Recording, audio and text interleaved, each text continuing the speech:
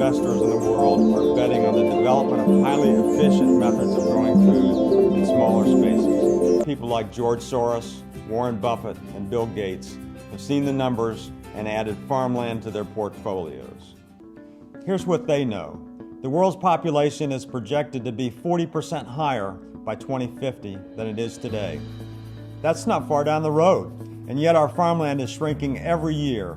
An estimated worldwide equivalent of 40% of California's agricultural land is lost every 18 months, which will result in a dramatic increase in the cost of food. But there's hope and opportunity. There are methods of farming that can address these frightening numbers and help feed a hungry planet while generating profits for forward-thinking investors. In short, a chance to do well by doing good. In this respect, New Global Energy Business Unit, Aqua Farming Tech, has been at the forefront of developing and implementing the most advanced sustainable methods of producing premium seafood since 1993. Its operations are located just east of Palm Springs in the heart of the Coachella Valley in California. When Aqua Farming Tech started, global aquaculture accounted for less than 10% of seafood consumption. Now it's about 40%. The United States imports about 86% of its seafood, only half of which is wild caught. In fact, what looks like a brilliant idea now had its critics 20 years ago, as our aqua farming manager, industry legend Rocky French explains. When we started, everybody was thinking that we were crazy because we're trying to build fish farm in the desert. It turned out this is the very best place to start fish farming. But as ideal as the Coachella Valley is for growing tilapia, this type of farming also has its pitfalls. In California and elsewhere, other fish farms have shut down as a result of 3 persistent issues. We're fortunate that Rocky and the rest of our technical team have met these challenges. High density type of fish farming, you're faced with like 3 major problems. Electricity, feed, and water. In our case, we're able to mitigate our problem by putting a solar array. We save about, we save about 80 to 90% of our electric bill already. The second issue was water use. And of course, in the farm, we're doing recirculation. We pump the water, it goes into our reservoir, gets cleaned up by the water vegetation. One of the major costs of fish production is feed.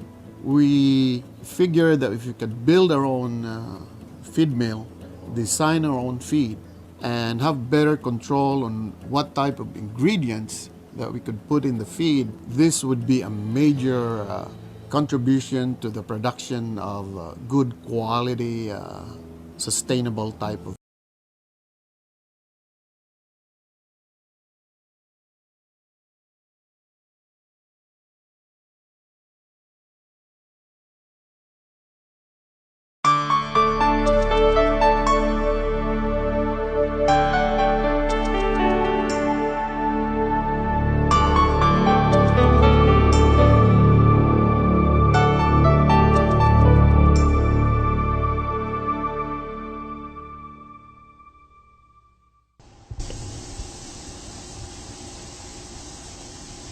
Nandito po tayo ngayon sa compound ng Aqua Farm Tech dito sa Avenue A21, Pelmar, California.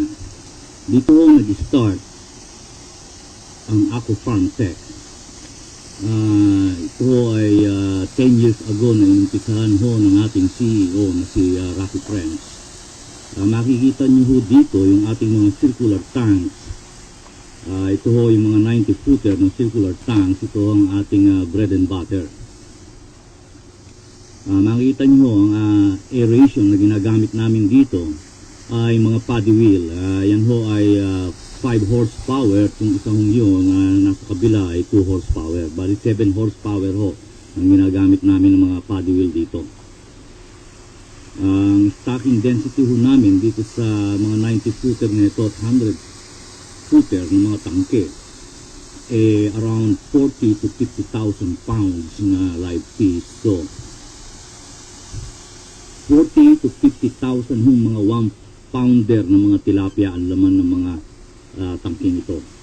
Yung bahay na yan, ang bahay ho ni Big Mama at ni Dr. Hirado.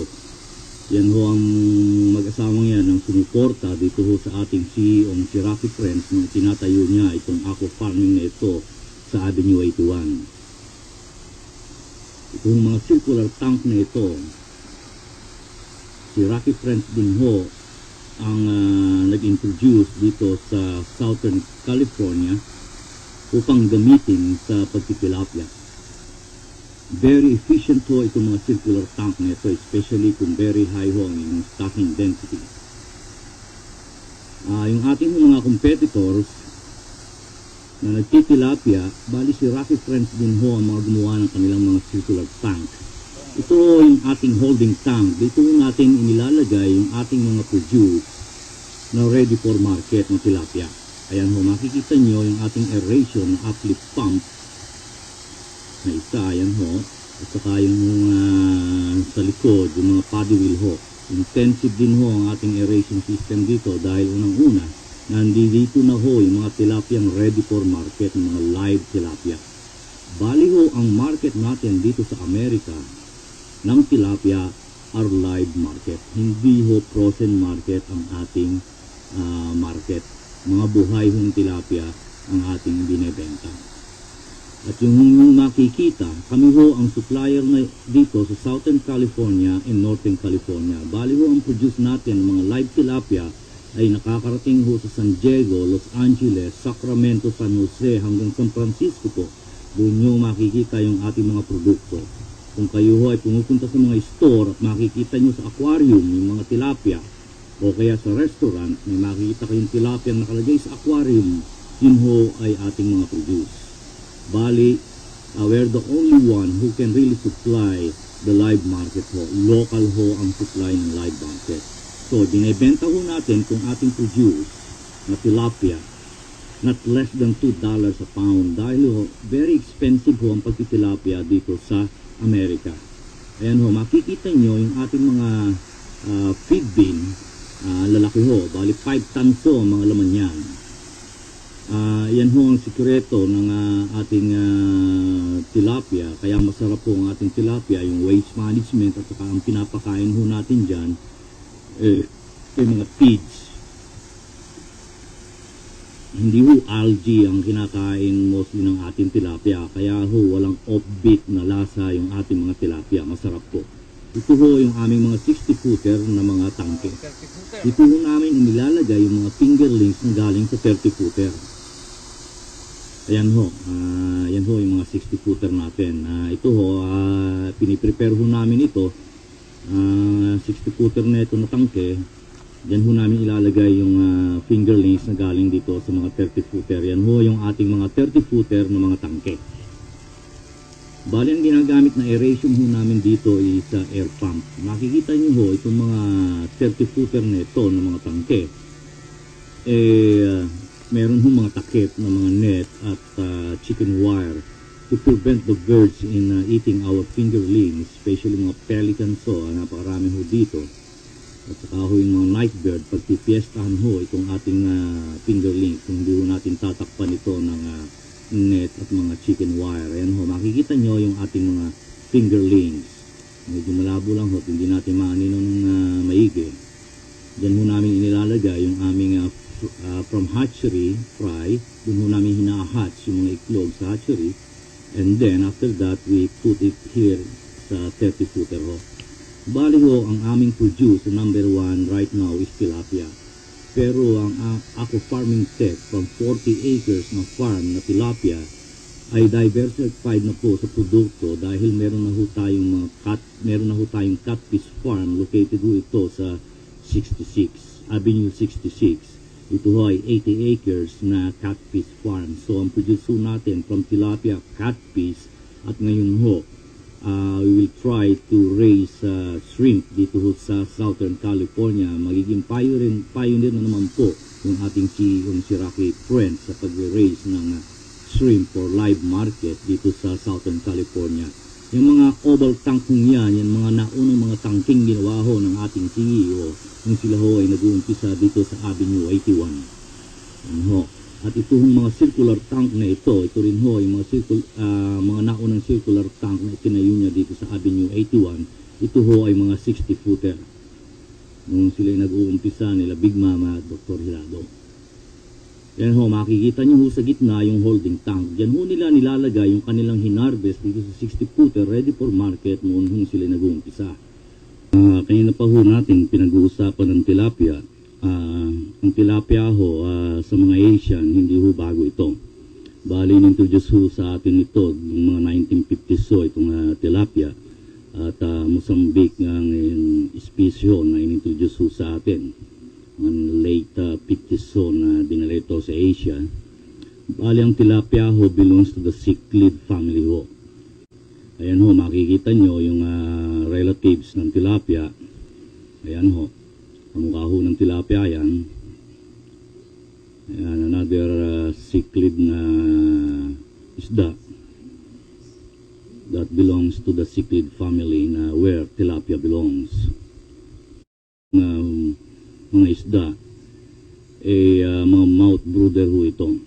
Bali ho sila pagka ho, ayan ho makikita at dun very protective ho itong mother tilapia, kaya ho sila mabilis dumami. Ayan ho yung isang klase ng tilapia dun sa Africa. Nakikita nyo ho. Bali ang tilapia ho, upon maturity, mga 5 to 6 months, nagbe-breed na po yan at nilalagay nila sa bunganga nila yung mga iklog. Actually, yung mga Egyptians ho, ang mga unang nag-breed ng tilapia.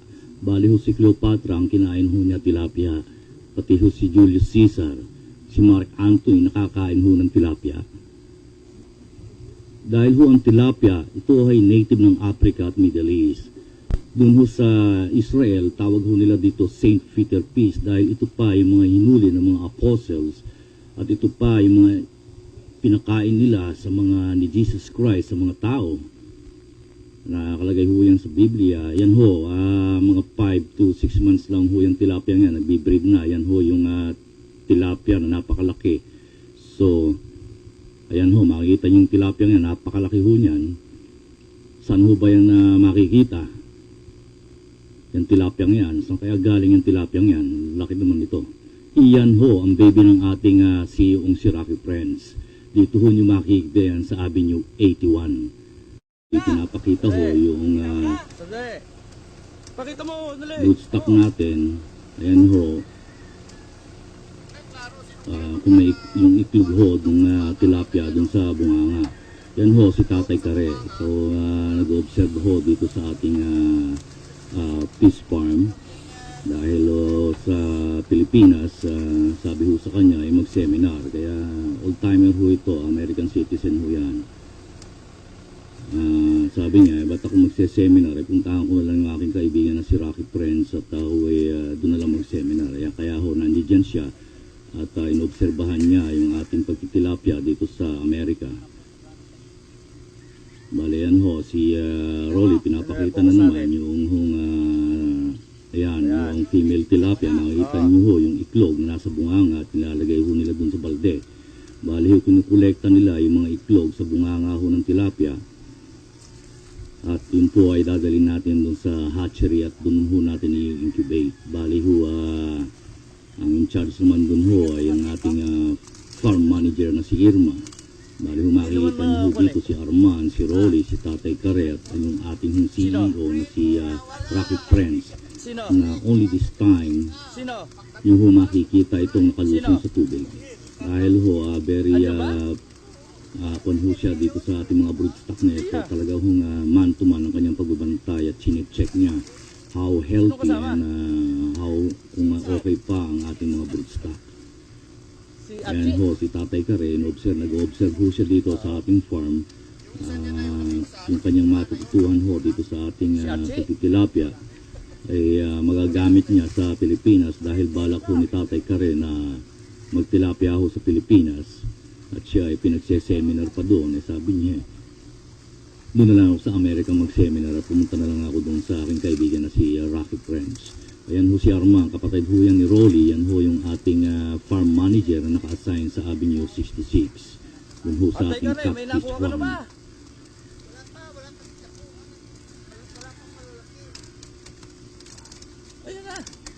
Bali, this is the 6th time na kanilang pag-spawning ng tilapia ho. Bali, ang ginagamit nating spawning tank natin dito is dirt pond. Bali ho yung mga tilapia, gumagawa ho, yung male tilapia, gumagawa ho ng nest.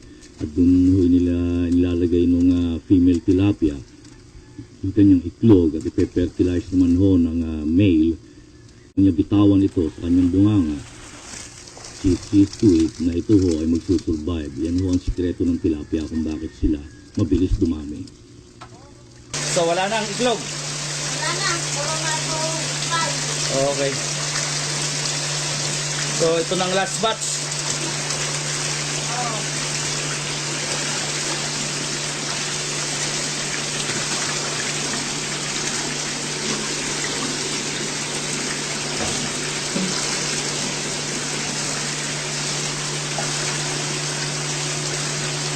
Dalawang incubator class, ito na yung natira.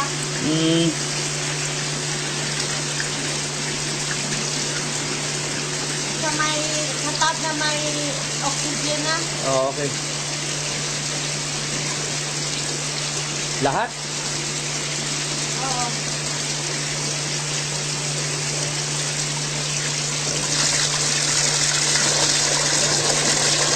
Habang nagmamas yung mga itlog, yung lahat, unti-unti yung kinukuha, lilipat dun sa top na may oxygen. Pag nag-clean up na yung fry,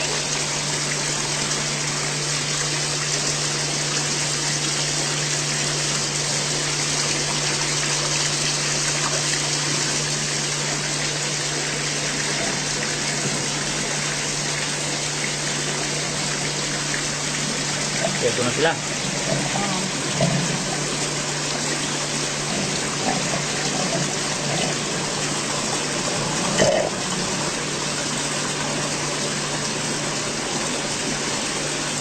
So ito yung last batch. oo.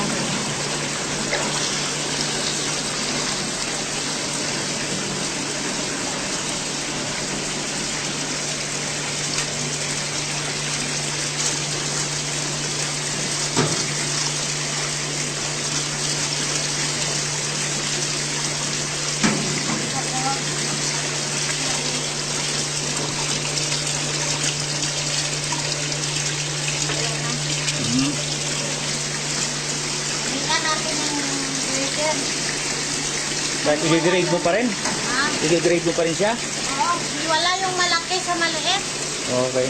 Para, kasi yung malaki na yan, Oh, doon, taga, so ihiwalay mo yung malaki sa maliit. Tutulisin. Okay.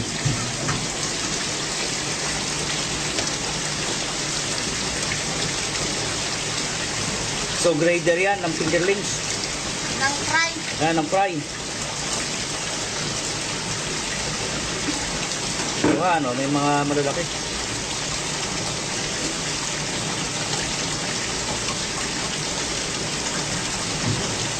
Yan. Ito ngayon, ang papatay dun sa mga maliliit. Kapag hindi makuha, Okay. mga pass-grower. So, ilipat natin ito sa kasama ng pass-grower. Oh, so nililipat mo yung mga fast grower. Yan.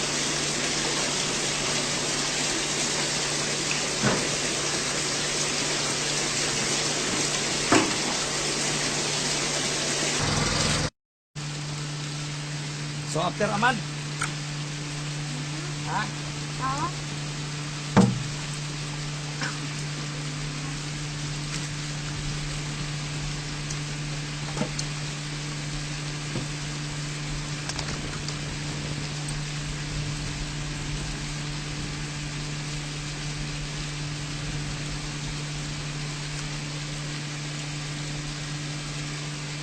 So anong ginagawa mo? Ngayon, yung bucket na yung ginagamit pag-transfer, lagyan ng konting tubig para hindi mamatay yung isa ba kasi mga ano pa. Marami sila. So, tapos, kinukuha yung weight ng tubig at saka balde, sinisiro yan. At bago lagyan ng tubig.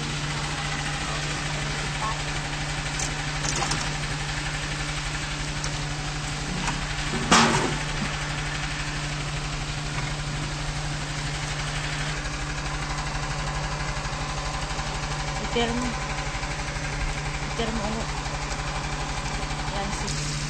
Kailangan yung movement dyan ng ng finger length pabilisan. Kasi pag nabili ka, marami kang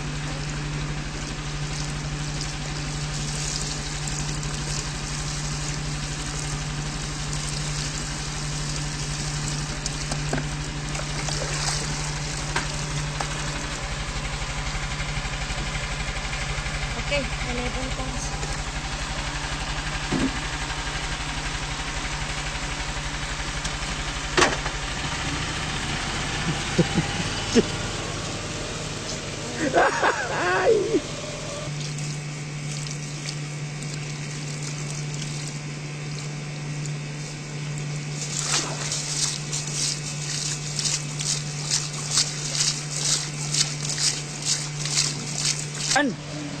Ilan?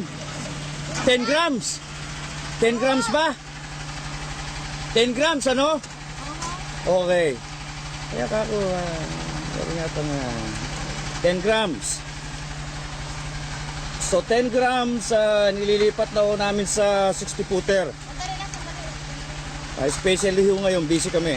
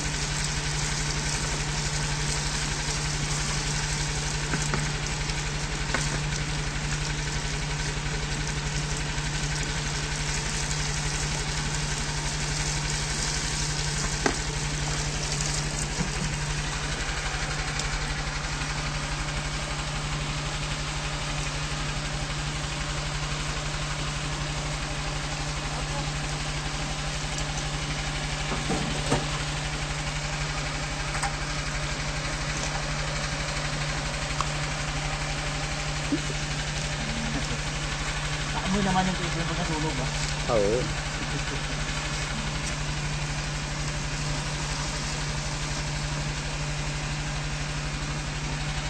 Pag naamoy na natulog, tiro na yan. Tunog. Dun sa hatchery, pinakount na yan. Dun sa kayo sa akin. So, ang yung stocking density dito sa 30 footer is 30,000. ilan? 30,000 pieces. 30,000 pieces from hatchery Oo. to a 30 footer. Okay. Tapos ng Teka, from hatchery, from hatchery, ilipat sa dito sa 30 pot. ilang grams siya na pag Ayun, ano pa lang yan, after a month? After a month, mga 5, ano na yan, 5 grams. 60 days, Maging 10 grams na yan. So, yan ang good size for stocking sa 60 footer. Oo. Okay. Harap kasi kami na. Hindi, kaya mo na. Ba't ako itong tatanong? Ang beauty niyan eh. Puro pisngi na.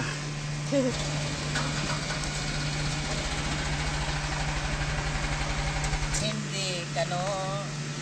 Naglulublob sa tubig. Usang butikan ba? At Ay, lamig at init. Yung 5 pesos ay kulay green din eh. si Jose Rizal. Si Ninoy na lang. Ah, Ngayon yung green na $1 mo. Yung dilaw ba? Yung dilaw? $50 yung si Franklin kasi, si Kwan yun eh. $100 yun eh. Oo. Ngayon may green naman sa Pilipinas. Kuha mga ako 5 ng piso pinakamalaking, pinakamalaking, Ito. ayan, ayos na.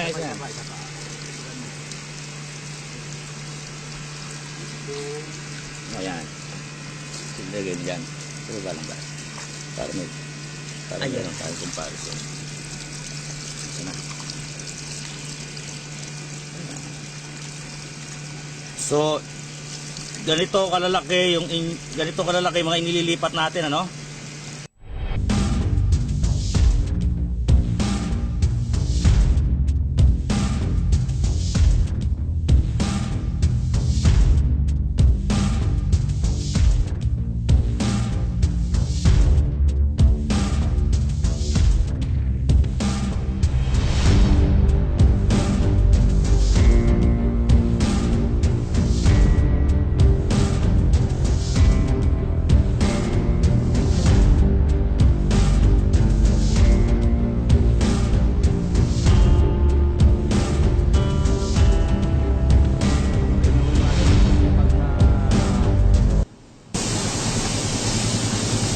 kung ni Alipores ni Chief Rocky.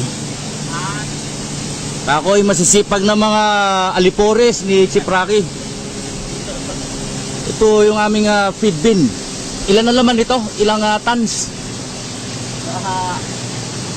5 tons ata yung naman yan. 5 tons. Oo. So, ito ho ang routine ho nila. Ito yung demand feeder. Bali ilang gaano karami nauubos ng tilapia amin? 3 drum ito. 3. So, Sa isang araw? oo. Sa isang araw ho, 3 drum ang nauubos nila. Ayun ho yung mga feeds. 500 pounds siguro. Mahigit 500 pounds. Ay, 500 pounds. So ilang percent ang protein nito men? Kasi sa fingerlings at least 39 to 38 to 40% ang protein niya, very high sa fingerlings. So, mga Mahal mahal ang feeds doon. Dito 27 yata to 30. 30 oh. Ganito ito, simple lang itong ating demand feeder nito. Very efficient. Ayan, makikita ho niyo yung feeds bumabagsak. Ayan o, kinakain ng tilapia. Yun nung nasa ilalim. Ano yung nasa ilalim men? 2 liter soda. Na coke ba?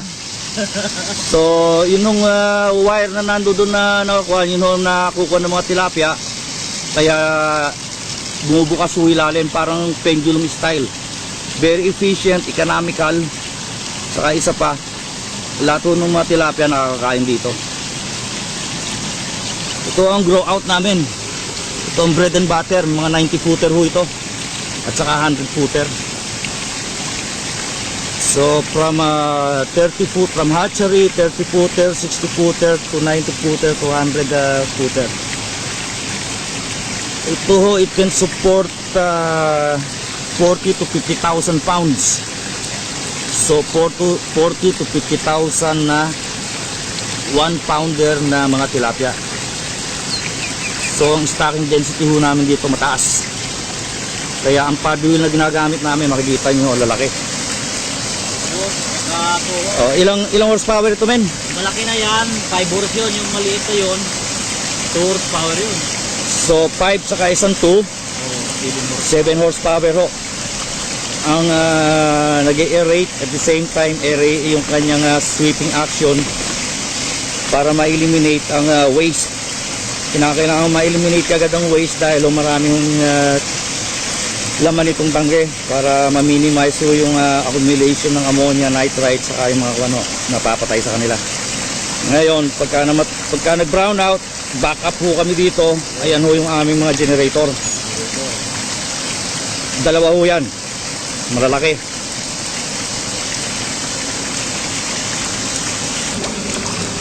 So, eto ho. Kasi medyo kunho yung mga tilapia nandito ako nahihiya. Ayan ho yung mga feeds bumabagsak. Ayan yung mga tilapia natin malalaki na sila.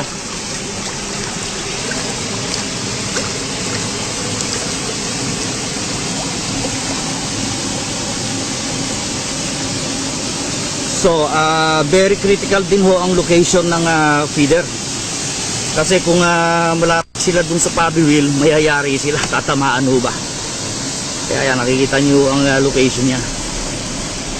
Okay, nandito sila. At the same time, maganda ang quality ng tubig dito.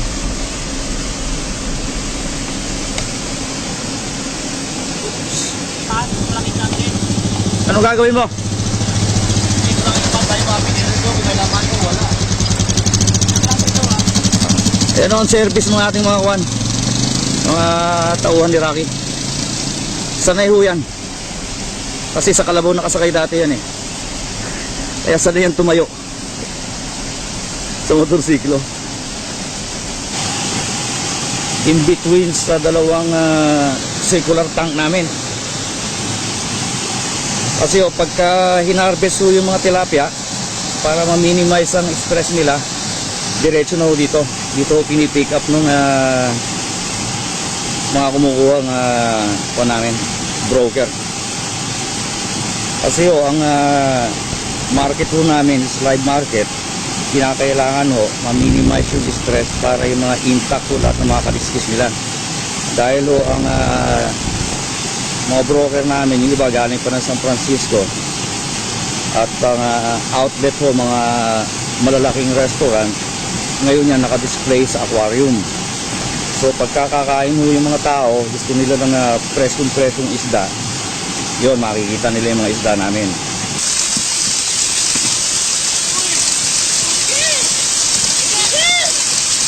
Bumagsak.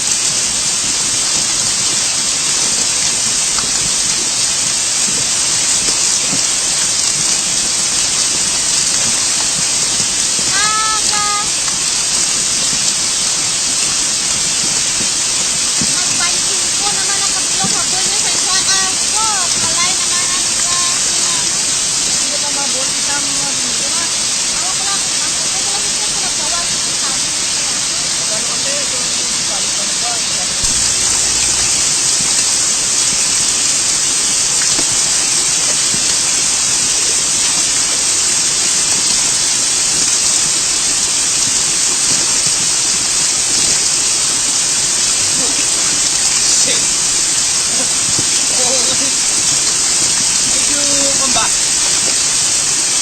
Wala, sinasot.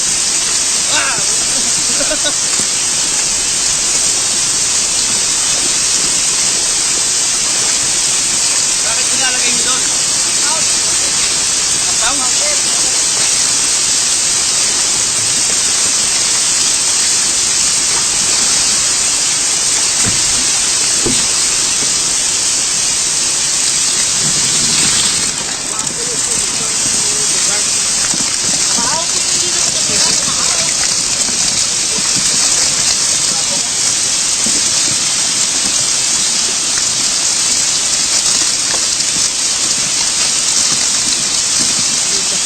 Ilang taon na ba naka-konti ng video na ba? Ngayon, pagka yung mga kaliskis niyan, kulang-kulang, at saka mukha bang may hina sila, hindi ho orderin ng mga customer. Kaya yung mga isda ho namin, very healthy and very strong. So ang travel niya, almost 700 miles from Termal to San Francisco, intact pa rin yung kanilang mga scales. Circular tank nito, ang kagandahan at advantage ho nito, yung waste management, especially kung very high ang inyong stocking density. Very efficient to ang waste management ito. Napupunta ho ito sa center pipe. Ayun ho, doon ho lumalabas yan. Lahat ho ng mga tae, lahat ng mga waste materials, lahat ho ng mga hindi nakain ng mga feeds, lahat ho ng kinain ng tilapia. Yan ho pumupunta sa gitnang yan. Yan ho nga, paddle wheel na yan. At the same time, yan ang nag-aerate at saka yung nagbibigay ng sweeping action, yung paikot circular movement ng tubig ko. Kaya pati yung tilapia na exercise. So, computed ho ni Rocky Friends lahat ito, yung velocity against conversion ng food to growth against energy na nakuha nila, na use up. So, firm ho ang karli ng aming mga tilapia. Dahil unang-una, meron kaming, ito nga, may yung flow ng tubig. So, kasi importante ho dito sa Amerika, yung firmness of the meat, presence of yung bang langis niya, oil, saka yung lasa. Kaya itong lasa ng aming tilapia, masarap po. Kasi nga, ang water exchange po namin maganda, saka yung waste management, and then control po ng mga algae, nagbibigay ng offbeat na mga lasa sa mga tilapia ho.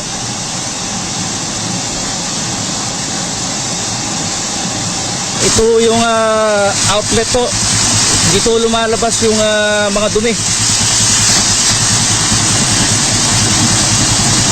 Ayan o, makikita nyo yung mga tae, lahat po ng dumi ho dyan. Kaya maganda ho ang aming waste management. Makikita nyo yung mga tae, lahat to, nandiyan dyan, no? Ayan, no, dinidrain ho namin yan, full drainage siya, open ho siya, twice a day. Depende ho dun sa pagkain ng tilapia, yung biomass nila against dun sa kinakain. Dahil ho mataas ho ang aming stocking density, kaya very particular ho kami sa waste management para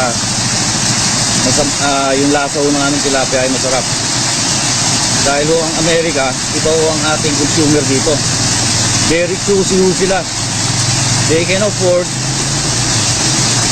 na bumili with, but they demand a quality klase ho ng produkto.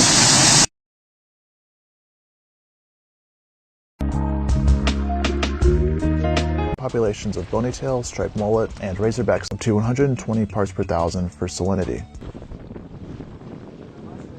3 inlets to the Salton Sea. We have the Alamo River dump, which means that all the water coming off of the agricultural fields, well, yes and no. No, in that the basin has been here for a very long time, geologically speaking, through some very, very soft soils, and they connected up with their line, which people refer to as the bathtub ring. We have some introduced fish species from the Gulf of California, and she continued to add water to that the water is slowly starting to recede. It's risen as water has evaporated away. Again, there's no outlet to the sea, so they have to search. So as far as the Pacific Flyway, the Salton Sea is and all kinds of other activities.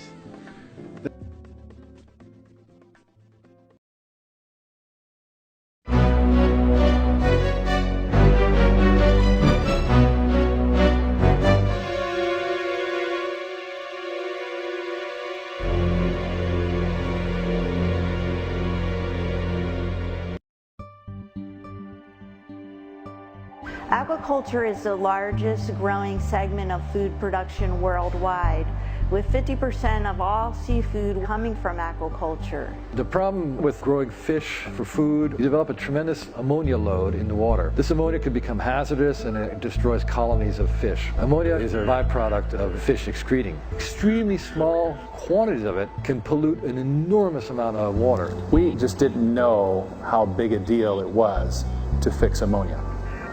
Kailangan ma-eliminate agad ang waste dahil maraming laman itong tangke para ma-minimize yung accumulation ng ammonia, nitrite, saka yung mga napapatay sa kanila. So yung circular tank nito, ang kagandahan at advantage nito, yung waste management, especially kung very high ang inyong stocking density. Very efficient to ang waste management ito. Napupunta ho ito sa center pipe. Ayun ho, doon lumalabas yan. Lahat ho ng mga tae, lahat ng mga waste materials, lahat ho ng mga hindi nakain ng mga feeds, lahat ho ng kinain ng tilapia. Yan ho pumupunta sa gitnang yan.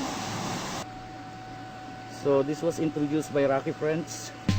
Rocky French is one of those fantastic visionaries who's really done sustainable agriculture for the 21st century. We set up a whole 50-gallon drum of his ammonia water. We started running this, and the ammonia level dropped, and it dropped again. He's had this big problem of getting rid of ammonia. In fact, he has this natural pond system that takes him between 6 and 8 weeks to get rid of the ammonia. So he was really, really happy to see that we could do the same process that took him 8 weeks in 30 seconds. That we've been wanting for since 1970s. We already knew our problem way back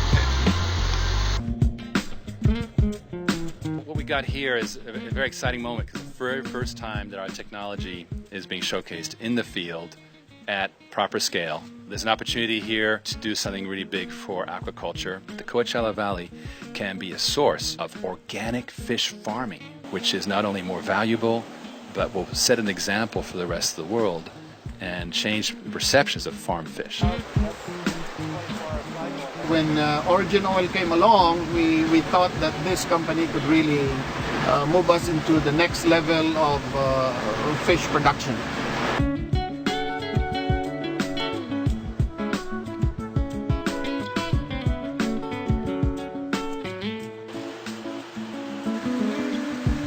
I'm very pleased that you all came out to see this technology. It's what I call a technology that goes across the boards and it has many, many different applications. The Q60 is designed to handle two major problems in the fishery industry. In the first instance, the ammonia load. In the second instance, we also want to sterilize the water because we're getting a lot of invasive species into aquaculture that are destroying shrimp farms and fish farms globally. So what we've developed is a system that removes the ammonia that builds up, but also sanitizes the water so you can get rid of the bacterial loads. And the A60 is the new algae harvesting system at a large scale. In aquaculture, this would be a solution to pull algae and pelletize it and make food. Working with Origin Oil, they've been doing a great job of creating technologies that are key to the success of the industry.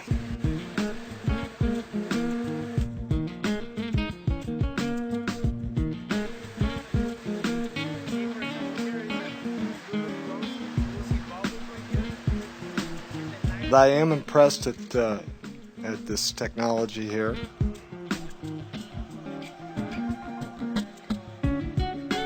We are always looking with much optimism to attract technologies and industries that could generate some employment out in these regions, but at the same time, industries that are going to be bringing clean technology.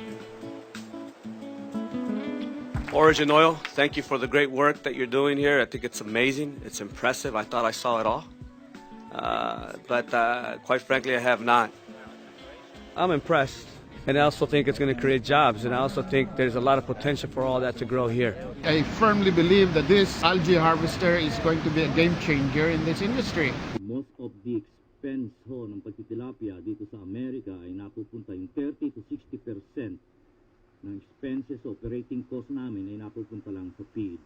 Most of the technology na ginagawa namin ho dito, yun ho ay mga brainchild ni Rocky French.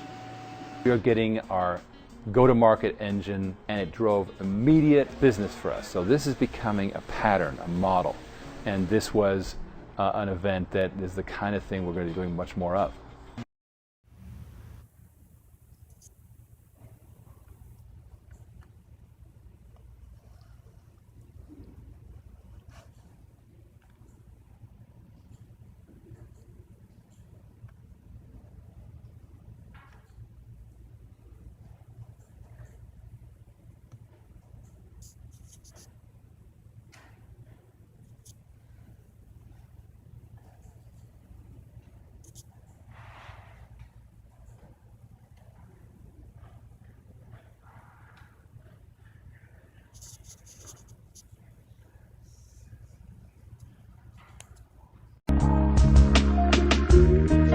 Populations of bonytail, striped mullet, and razorbacks up to 120 parts per thousand for salinity.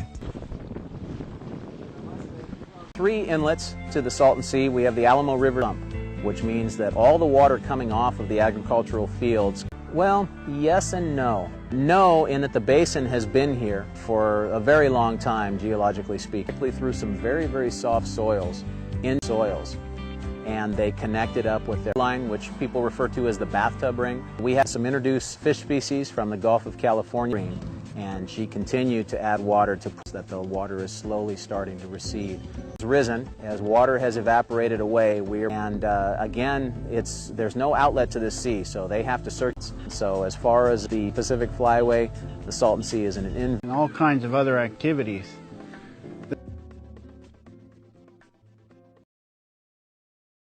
First, 2019. For our fitness, I put the shade in my car, and I'm doing some editing in my video, and then I heard a banging in my window, and I saw this. Okay, am I sleeping? Okay, come on. Come on. Come on. I'm a member of 24-hour business, and I have the right over here. I'm not sleeping. I'm doing something. Hey, it's what time it is? 10:58. Come on, 11 o'clock. Okay, what's your name? What's your name? What's your name? Okay, now, what is your name? What do you know? Okay, you are a security of what? Yes. What do you want to know? What do you want to know? Hey, So why are you kicking me out? Are you kicking me out? Okay, take my picture. Alright, take my picture. You motherfucker. Stupid. Okay, take my picture. Okay, come on. Take my picture. Hello?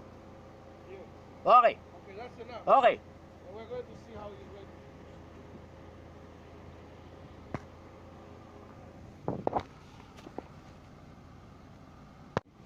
Okay.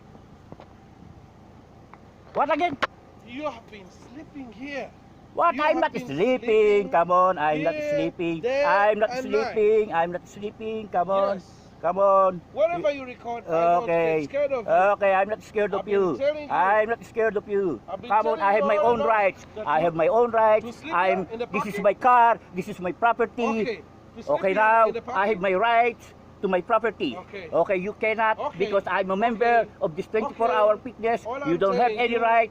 You Okay. must know the Constitution of the United States. Yes. Come on. Doesn't Hey, tell you- hey, doesn't tell hey, you to hey! sleep in I the have my property. own rights. If you You are must in the- know. it- You must know something, man. listen. I'm going to sue you. All right.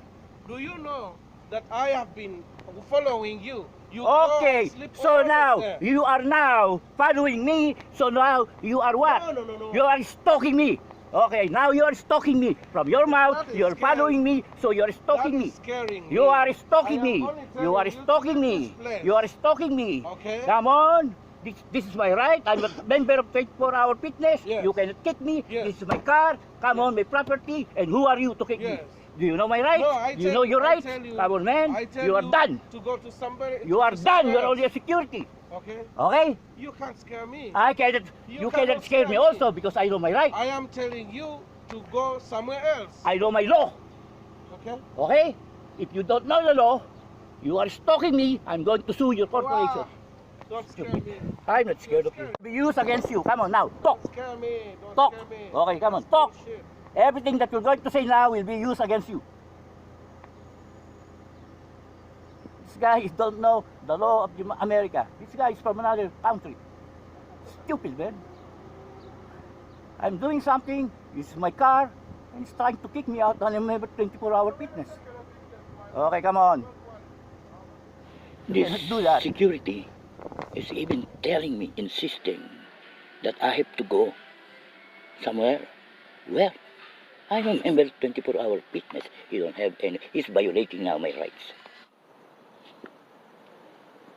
Again, while parked in the parking lot of the 24-hour fitness, I was harassed again by another security guard around 11 o'clock in the evening while I'm taking my dinner before I will go to the 24-hour fitness. And it seems that I have been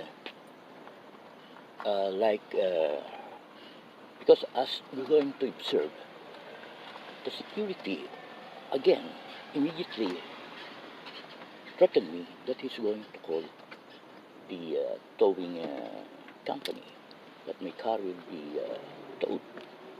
So I've been discriminated, specific already. It's already a very specific situation already. This is the second time. He immediately say that he's going to call the towing company for no apparent reason. And he is still accusing me of sleeping again. While I'm eating my dinner, I saw him. It's already coming and his strobe light is on. So I recorded him of his action so that I have an evidence to show what this security is doing. They don't have even the authority to do that. They are not the security of the 24-hour fitness. They're only on the property, and I'm not doing anything. They are only accusing me of sleeping in my car, which is not. I'll show you my membership in the 24-hour fitness. Okay? It's my privilege to park here as a member of the 24-hour fitness. Do you know that? Huh? What? You are violating my rights as a member of the 24-hour fitness. Hey, don't do that. It's hurting my eyes. It's hurting my eyes. Stop it. Stop it. This is private property. So, I'll show you my membership. Where is your membership? My stupid.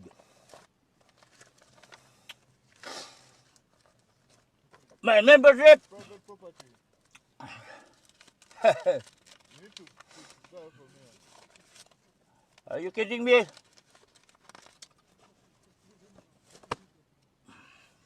Huh? You will go? Okay, stop it. Man, you're hurting my eyes.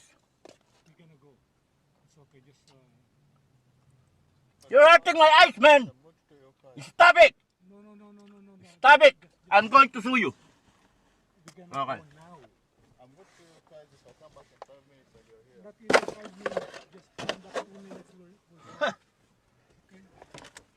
Okay. Why should I? Come on, let's go to the 24-hour fitness and I'll go there. Yeah, we can go inside. I'm verify it. Come on. Let's go to the front desk. Let's go to the front desk. You go to the 24-hour fitness. This is parking for people. Hey. You can't be sleeping in your car. I'm not sleeping. I'm not sleeping in my car, man. I am not sleeping in my car. You go to 24-hour Okay. I'll go, man. Go inside 24-hour fitness. Okay, no problem. And who are you to tell me where to go? You're violating my rights, man. What's your name? Your car. What's your name? You're the security operator. What's your name? What's your name? What's your name? Man, you're hurting me. I said don't put it in my eyes. You go into 24-hour fitness. My witness is Jonathan. He's also a member of 24-hour fitness. And he is even trying to prevent what he's doing because it's really hurting my eyes. And this guy, the security, don't want to stop doing it. So I just left. It's a useless conversation.